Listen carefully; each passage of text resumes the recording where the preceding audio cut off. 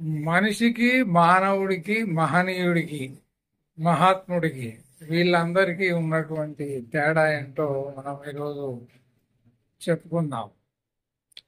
తనలో ఉండేటువంటి బలాలతోని, శారీరకంగా మానసికంగా ఉండే బలాలతోని, బలహీనతలతోని బతికేవాడు మనిషి.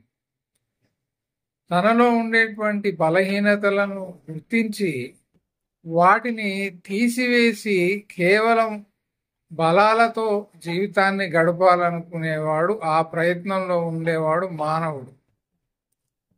బలహీనతలను తన దగ్గరికి రానివ్వకుండా వాటిని తొలగించుకొని కేవలం బలాల సహాయంతో, శారీరక మానసిక బలాల సహాయంతో జీవించేవాడు మహనీయుడు. అసలు బలహీనతలంటే ఏమిటో మర్చిపోయి బలాలంటే ఏమిటో తెలియకుండానే ఎల్లప్పుడూ శారీరకంగా మానసికంగా దృఢంగా, అతి దృఢంగా ఉండేటువంటి వాడు మహాత్ముడు.